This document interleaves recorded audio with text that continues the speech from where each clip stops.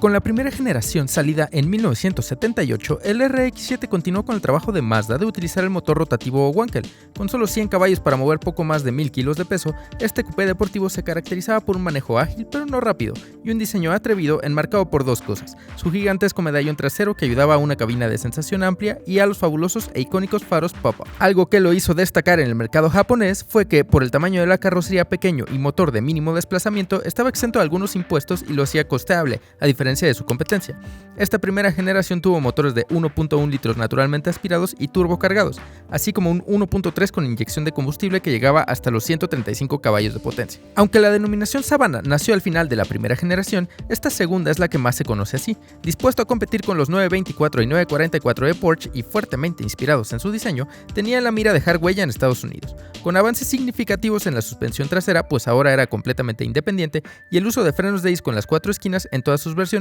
se mantuvo como un referente del manejo deportivo. Los motores disponibles eran los Wankel de 1.3 litros en versión aspirada y turbo, esta última alcanzando los 182 caballos de potencia y el 0 a 100 en 7.2 segundos. Pero la estrella de este modelo es la tercera generación, porque además de mantener las características amadas de las anteriores, incorporaba un diseño aún más radical, con curvas suaves al frente y en las salpicaderas traseras, faros ocultos, y añadía el motor más poderoso de todos, el 1.3 con dos turbocargadores que aumentaban la potencia hasta los 255 caballos. 0 a 100 en 5.2 segundos, 1270 kilos de peso y un buen trabajo aerodinámico, sus cartas de presentación. ¿Qué es lo que lo hace raro ahora? Pues que solo se vendió en los Estados Unidos hasta el 95, para después volverse exclusivo del mercado japonés hasta el fin de la producción en el 2002. Además, si sumamos que fue el primer auto que manejaba Dominic Toretto en la primera Fast and Furious, alcanza estatus de culto y estrella de cine. Pocos modelos de esta tercera generación quedan sin modificaciones, pues siempre han sido fáciles de modificar para aumentar la potencia y volverlos verdaderos monstruos de las pistas, sobre todo de las de drifting. Un dato curioso es que la primera generación del RX-7 fue diseñada por Matsaburo Maeda,